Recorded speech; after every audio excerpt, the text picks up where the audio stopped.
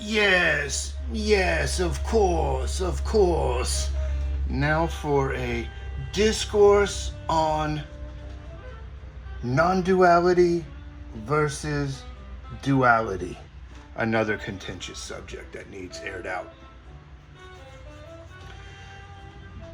These are things that so many people struggle with. I'm going to see if I can unpack it in a way that's understandable. If I can't, nothing lost. People don't understand it as it stands. So this is a win-win. Losing doesn't matter. Losing is where we're at. All I can do is strive to try to bring some greater understanding to the mix here. So another thing I've made mention before about a couple decades worth of teaching certain things, discussing certain things online, moderating debate forums at, Free Thought Nation, spaceinmotion.com, at times booktalk.org, xchristian.net. I was there for a while trying to sit in on staff during those times where I had been embracing the ex-Christian community for a while and trying to bring some spiritual insight into what was going on there, basically to no avail. Everybody was so polarized, and so that's going to segue into what's going on here. The issue is dualism. The reason people aren't getting certain things, or the lack of comprehension, is dualistic mindset that lacks the insight of non-dual insight. So the situation, I've already spoken on dichotomies, and I'll have to speak on it again. And I'm going to put primary consciousness over here in the corner to keep referring to it throughout the talk, like I have been doing.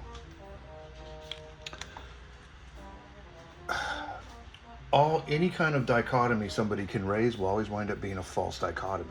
And I'm gonna go through that here as well. I went through it in terms of mythology and religion, and how mainstream religions are built on the backs of what was essentially mystical scriptures and mystical writings that were then taken in and turned into theological frameworks by others down the road later on. And they're based on dualistic perceptions by those others that took these non-dual spiritual insights and then misinterpreted and basically misrepresented the original insights into what turned into all of this dualistic thinking, which is the mainstream and the popular thinking during the dark ages of the world. This is the dark age mentality. People can't think beyond dualism. They have a blind spot for what is essentially the substratum. So to explain this right, when you're dealing with existence itself, we've got the issue of the one and the many to contend with here.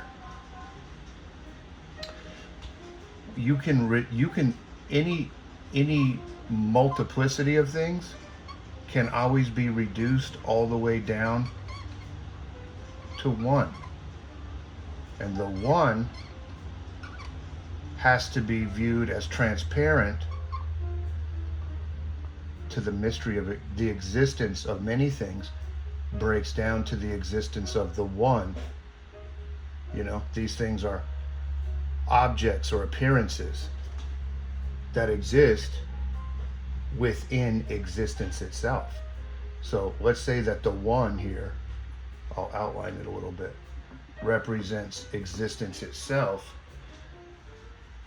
The many are existence itself, self-interacting with itself. The one is creating the perception of many within itself, because there's just existence. There's no, if we have a whole bunch of, if we call each of these separate existences, there's existence itself always surrounding, this is the substratum issue. I'll go ahead and write that up. This is what's not being understood over here. the substratum of existence itself. The substratum is existence itself. The existence of many things is always contained within the existence of existence itself, which can be viewed as one thing. The many things always break down to the one thing, and it can't be otherwise. All right, so this is how it works, simply put. The substratum is existence itself.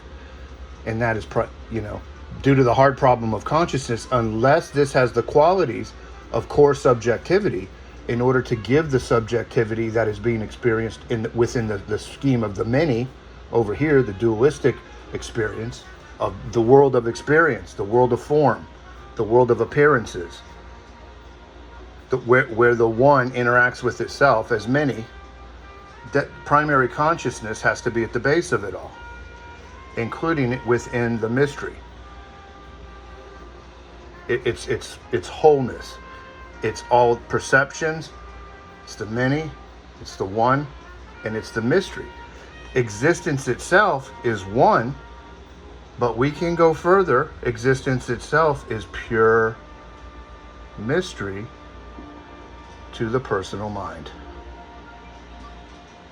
This is known as the mystery of existence, or the mysterium tremendum, or the fascinating, and there's a Latin term, the fascinating and mysterious mystery. This is how things break down. So dualism then is going to be minds that develop a blind spot beyond this point right here. This right here is a blind spot to dualism and the dualist mindset. Dualism is a mindset. And it comes from not being able to think in terms of multidisciplinary thinking. It can only think one way. It's going to pick one way or the other, and it can't utilize both ways of thinking. And it's not just both. It's three ways of thinking. I've drawn this in other examples, but you've got the left hemisphere, the right hemisphere, and the pineal gland is represented as the neutrality between hemispheres. And then the neutrality that exists between the neutrality is the substratum issue. That's primary consciousness. That is spirit. The substratum is the omnipresence. It's the omni aspect of reality. It's the non-local aspect. So, this should map out what we're dealing with. This is what dualism is. This is where its blind spot exists. When people are trying to argue from the mindset of dualism for religion or science or anything else, they're stuck over here. Their mind can't penetrate down to the one, let alone to the transparency of the one, to the mystery. Well, the problem here is that this, I'm going to go into, this is how mythology directs the attention to the one and to the mystery. The mystery, the God is a metaphor in religions for this, for the one that is the absolute mystery. The primary consciousness, the spirit, the neutrality that gets split up into plus and minus, and then self interacts. This is why you hear people say at times, humanity is God having human experiences. This is why that statement exists. It's very clear to people who do not have a blind spot below this level. Multiplicity down to 2. 2 is never the simplest explanation. 2 is never the irreducible ontological primitive, that which everything else can be reduced to, but which itself cannot be any further reduced. If you don't have an ontological primitive in an explanatory model, then you're stuck with infinite regress that ignores the substratum issue. It ignores this. The focus never comes to the what's the substratum of all these individual things that it exists within what? This is the next question. The deeper thought isn't being acknowledged within the mind that is conditioned to dualism. To get rid of that blind spot is to transition over down here into non-duality and the mystery of existence. It's all within the same scheme. This is the absolute apex of Joseph Campbell's entire life's work on comparative mythology and religion. It's all about objects and things and people being seen as transparent to the mystery that they actually are in reality. Whatever you think about it is wrong. What it actually is a mystery to the mind. So this is how you get into indirect metaphor. It's not like there's two choices. There's no choices here to be made. It's indirect. True reality is a mystery to the personal mind. So no scriptures are literally exactly true. They're roundabout, indirect ways of trying to get to the truth, which is mystery. And all it's meant to do is lead the mind into the experience of experiencing its own mystery, which is the source. You can imagine this right here is source. Source consciousness, even, we can call it. This is source. This is what creates the appearance of many things, many people, external looking things that appear to us as multiple and many. Dualism. So dualism, properly understood, is seeing things as separate without the benefit of the deeper non-dual insight informing this. Non-dual, so this, in other words, to make this very simple, dualism is a type of lack. It's having the ability to think in terms of multiplicity, but lacking the ability to think in terms of non-dual, singular, unitary, holism, and deeper yet, the mystery behind things like concepts of holism, concepts of universal consciousness, concepts, even below all concepts. So that's where the blind spot exists, and that's what marks a dualist from a non-dualist. Now, a non-dualist is somebody, it should be, unless somebody's professing non-duality who doesn't actually understand it, which happens. That happens. Properly understood is all I can speak to. I can't speak to people that are misunderstanding things. So, non-dual, properly understood, is a place of no lack. It understands all of this fully, and it also understands all of this fully. There's not lack in the equation. This is a lack of understanding involving clear blind spots that can be mapped out and pointed to. This is no lack, no border here. On this side, what you have is this, an understanding that all multiplicity can be broken down to singular, and that the singular can be further reduced to the mystery. That's what you have here. No blind spot.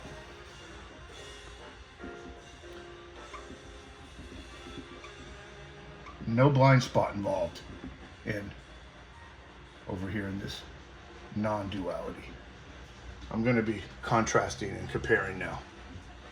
It's a basic understanding of the positions of non-duality and the positions of dualism and duality.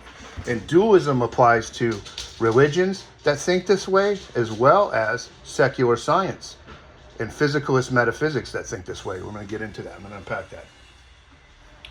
So, in non-dual mystical tradition is non-dual. Spiritual mysticism is non-dual. And arguably, all myths and religion begin this way.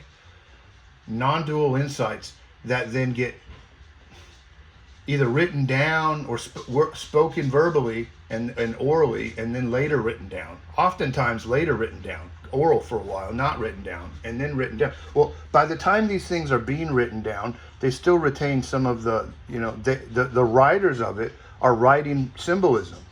They're consciously picking symbols that other priests and people would understand the meaning of, and they're using those symbols to graft to produce a type of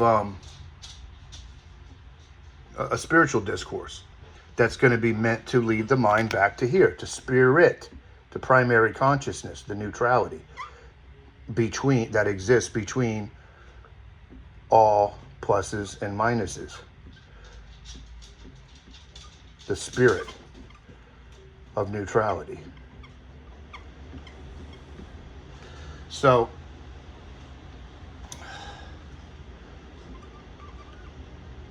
this is where the focus is meant to be. And when the spiritual mystics are having inner experiences, these are subjective, inward experiences.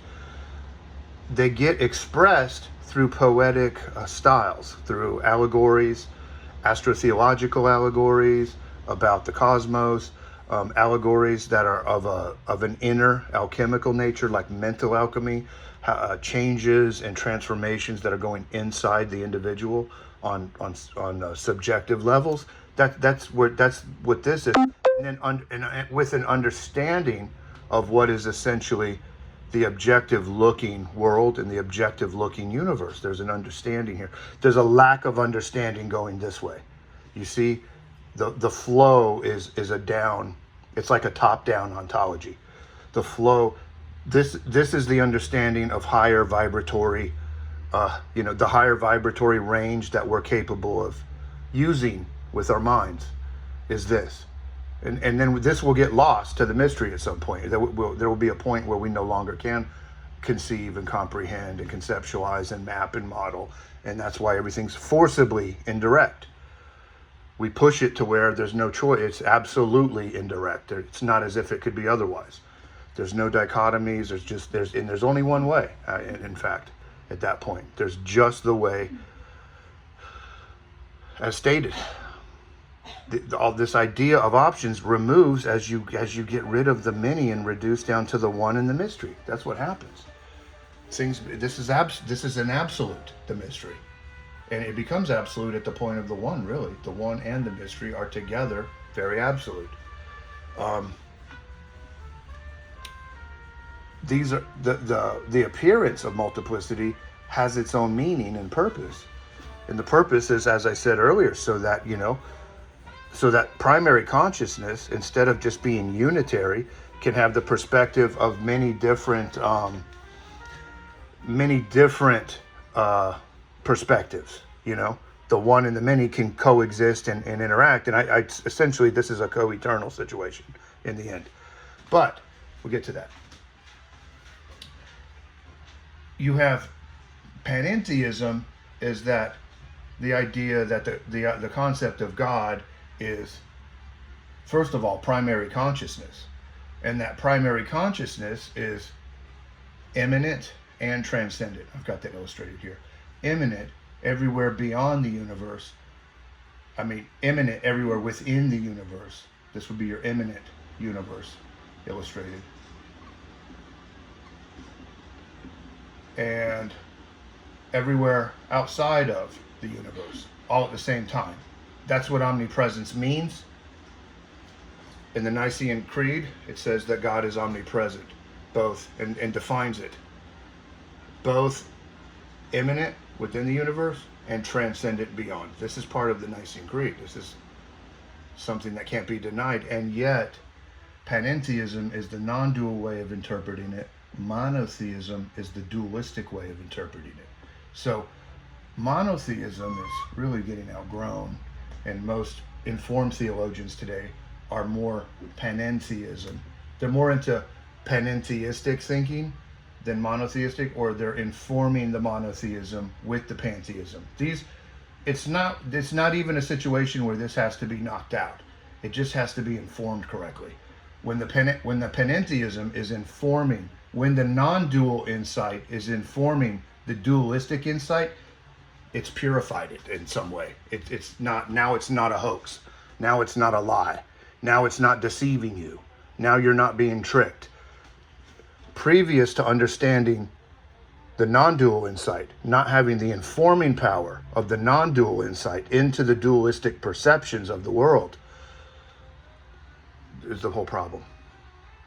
So panentheism can inform traditional monotheism and clean up the mess where people have misinterpreted and taken it in wrong directions. And when you do that, you go back to the scriptures and you start realizing, wow, there's all kinds of panentheistic concepts contained in here that had been overlooked previously when this was a blind spot.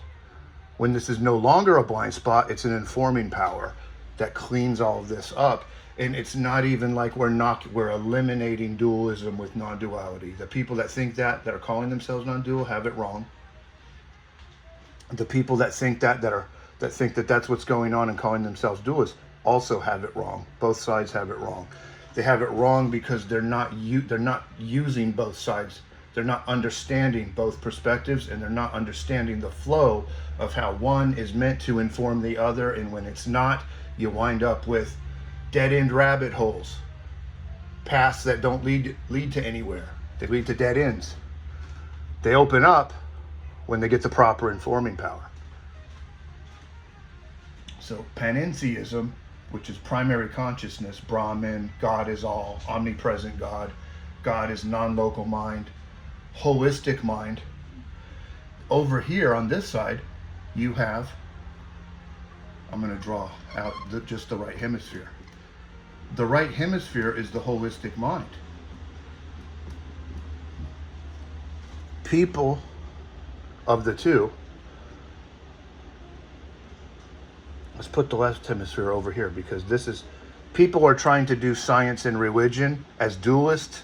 They're using the left hemisphere, lacking the holistic informing power that comes from the right hemisphere. So the right hemisphere contributes holism. A lack of understanding holism identifies a lack of somebody utilizing much of their right hemisphere, which is a holistic mind. Pretty straightforward. You can't run and hide from these things. They will find you out. Okay, now this over here is incrementation. Let's see. Incremented, maybe. Incremented. Over here. Parts. This is nuance. And the function of these two hemispheres while working together at, in a holistic mind then involves all of this working together. Holism informing the incremented perceptions, the incremented perceptions circling around to the holism, and this is a functional situation instead of separated into two columns with a blind spot on this side. You see, the left hemisphere can't comprehend things unless the right is developed. If the right is developed, then this changes and there's informing power coming this way that opens up things like holism. The blind spot is there because there's some kind of a mental divide going on where the focus is here and not here, but both exist. Both are there. Everybody has both of these. And it's a simple task of mental alchemy and doing some work and practice to get this side up to par, so that it can be, if this side's intellectual side is operational, but this side not so much, we need to get this one as operational as this side, or as close to it as possible, so that that transfer and that flow of information between mental hemispheres can form a holistic mind, a holistic perspective, eliminate the dividing blind spot right here that's keeping dualistic thinkers from understanding higher vibrational reality, holistic reality, right hemisphere reality. The sacred feminine is another name for this. This is where the sacred masculine, as the left hemisphere, has to humble itself unto the sacred feminine, which is the right hemisphere. There's a humbling here. There's this idea. This is the patriarchy here. This is what all this stuff is. This is the egalitarian that was before the patriarchy, over here in the higher civilizations that allegedly went down in the past. And then when civilization came back again, it came back as patriarchal, which was left hemisphere oriented. Within all of our mythologies and religions are encoded and embedded this bit about the human mind and how it functions as tripartite and how it's supposed to function as a whole. This was some sort of message that we're meant to understand in this day and age. When we come to a place where we can naturally begin to see it there in those scriptures and understand that, oh, this is what it's been the whole time. It's been there like a little vessel waiting for discovery this whole time. That's when the time's right for discovery. That time is now. So that's why we're talking about it. This is all the issue of non-dual and dual. An attempt to remove the confusions that go around constantly on social media and on the internet pertaining to these. I hope, I mean, to be honest, I think I've already made it clear at this point, but it's no matter how clear I think it is, it's not going to be clear to some people. Somebody or another is going to come and make negative comments and totally miss every point that was made just now, and prove in the process of trying to refute this, they're going to prove that they have a blind spot. They're going to reveal to everybody that they are 100% blind to this. And in so doing, this is by merely trying to object. The act of trying to object is going to out the person for lacking right hemisphere holistic mind ability. It's going to earmark you as not having this. And then what? Well, now you've shown all your cards. You can't go and bluff and pretend that your speaking platform is superior to anybody else. Certainly this. People over here with the blind spot, within that blindness, get these arrogant ideas, these narcissistic and ego-based ideas that they're somehow better than this. That this thing that they're better than that thing that they don't understand, that they demonstrably don't understand and can't wrap their minds. Well, somebody that can't wrap their mind around something, somebody who's got a one-sided view, somebody who lacks holistic thinking isn't fit to lead then, right? I mean, who's fit to lead? But these people very much want to take the reins and control everybody else and lead the way, and this is it. And well, this is why the world's a mess. This is what's going on. People are trying to lead right now from dualism. We've got war all over the place. Assassinations are going on. Nobody understands each other. We've got a divide between right and left going on with no understanding whatsoever of the central spirit, the substratum issue. No understanding of the substratum. It's from this. That's because this is the rule of the land. This is the rule of thumb. This is the way the world's been turning during the Dark Ages. That changes, and this opens up as we go into the Aquarian Age, according to those same ancient projections. Piscean Age is the first age ascending out of the Dark Ages. The second age is Aquarius, Leo. And by the time the second ascending age happens, it's picked up a lot of speed and things are changing and things are moving faster. And we're going towards the higher ages, the golden ages. The higher ages are when the majority mindset in the world. This is the way the legends and the ancient astrotheological scriptures read. This is just the way. This is what they're prescribing, and like projecting. The dominant position in the human collective will then move from dualism and dualistic thinking and all of this, monotheism, mainstream religions, physicalist metaphysics. Physicalism is stuck on not looking at the substratum, thinking that objects in space are locally real. That's already been proven false.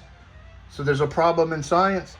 Non-locality has won 3 Nobel Prizes. Well, that removed the blind spot from the physicalist sciences. Over to here. Now suddenly informing power is coming from this side through the blind spot to inform what had previously been local realism. This is false. These are false in terms of what's fundamentally true. To the question of, are any of these fundamentally true? No. They're just there for sake of experience. They're there for sake of the one experiencing itself as many. But that sake, that purpose, and that meaning does not include absolute truth. It's just perceptually true. It looks a certain way. It's true according to the way that it looks, but the way that it looks isn't absolutely true. This is what's absolutely true. That's why in order to get anywhere, you have to understand this and allow this to inform that. It's not this or that, this versus that. It's this and also that. I'm trying to make this teaching as clear as humanly possible. I'm at 30 minutes. I'm going to keep most of these. I've gone long on a couple really important ones that go over an hour. I'm going to try to keep them to 30 minutes each so that it's not overburdened with, long. I don't want the feed overburdened with like hour-long plus stuff if I can avoid it. If I can, simplify things, I will. I don't think I've really missed anything. That right there for just a targeted focus, and then we could take this targeted focus and could then expand into other topics as time goes on, and I'll refer back to this, or I'll cite this video. Now that I have this video out, when this comes up, and it does a lot, I can just simply, or you, the audience, if you feel the need, if it ever comes up between dualists and non-dualists, and you go, oh, well, hey, there's a guy that has a really clearly explained video on that. You can then take this video and link it into that debate, wherever that debate may exist online, and then the word gets out. There's the possibility that maybe some understanding could come, because you see the whole point here, and I need to stress this in conclusion. It's not, whoever thinks it's going to be non-duality knocking out duality and eliminating the enemy is wrong. You're wrong. The biggest takeaway from all of this is that this is informing power that's necessary for here. This is necessary for this to experience itself. This is necessary to inform that experience, and it's always going to be this and that. There's always going to be light and dark, according to perception. There's always going to be left and right. There's always going to be two hemispheres. There's always going to be tripartite mental energies of substratum, neutral, plus masculine, minus feminine. The hermetic principle of gendered mental energy. These are things that are always going to be there. They coexist. This is an eternal coexistence. That's the way this comes down. We can't like eliminate this out of the way and have only this existing and then somehow this pops up, because anytime you pop something out of a previous non-existence, you introduce a hard problem. So to get away from those hard problems, you don't get away from them until you surrender to non-locality and realize that it's just eternal. It's all actually non-local, even though it looks local. And you can't just remove the local away from the non-local. It doesn't work like that. So that's the big takeaway here. Because a lot of people they walk away from these sort of discussions with the wrong idea. And if you walked away with those ideas, they would be the very wrong idea. In conclusion, I don't know if you could see it. A lot of people that check palms and whatever. Yeah, I've got M on both palms. M for mystery, the mystical, part of the source. Apparently not everybody has that. I don't know. I haven't done a deep dive on it, but as you can see, I've got it. I understand all of this. I understood all of this according to exposure. I grew up in this, and I didn't know anything about this. I had a blind spot to all of this. As soon as I was exposed to this through Joseph Campbell and Alan Watts, it made sense immediately. I didn't have to digest it or think on it for a while. I understood the truth of it as soon as the blinders were taken off. As if I always knew this. And somewhere deep inside, I have always known this, and so have you. So is the viewing audience. This is the ground of being. This is the ground of every human being. Every conscious being, every conscious animal, every conscious biological life form. Everything that's conscious, the consciousness of the substratum itself, the primary consciousness, the universal consciousness, is this. It is the source. It is the mystery that we seek to know when seeking to know the gods of the mainstream religions. The gods of the main are to direct the mind all the way down into this and to the mystery source. Go see how many times, just go check for yourself sometime. How many times is the word mystery used in the New Testament? Go look at that for yourself. I know the answer. I just want people to think for themselves and do some looking into things. Quite often. It's a mystery school.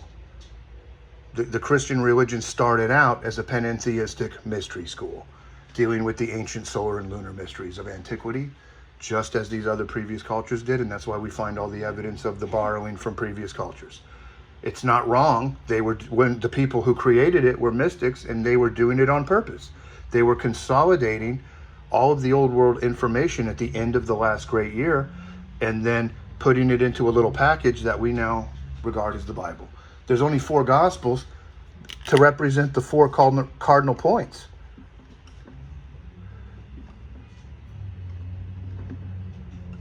Four Gospels, the 4 creatures of Revelation, the 4 cardinal points of the zodiac. I mean, there's reasons for all of this, and they were mystical reasons from the outset. Those got blinded.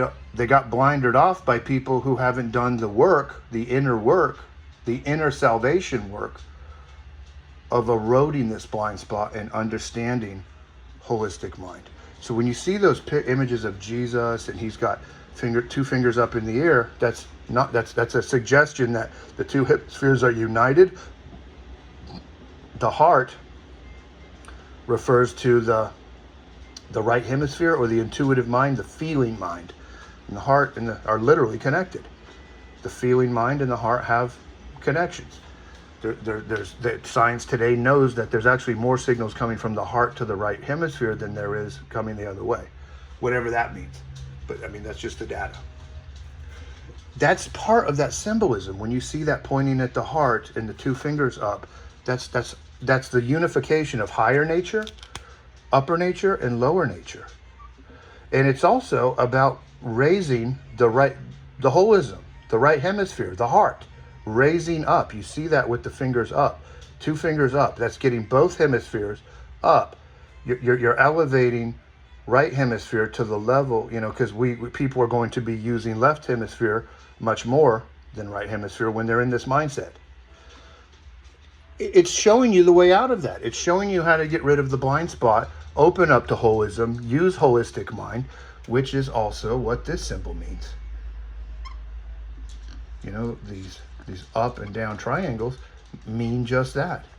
As above, so below. I mean, it's layered meanings. Masculine, feminine. Descending spirit, ascending masculine. It's all this. It's about making this tripartite. The interlocked part is the spirit part. That's what this is. All right, so I think that's about good. Cut it off right there until the next time.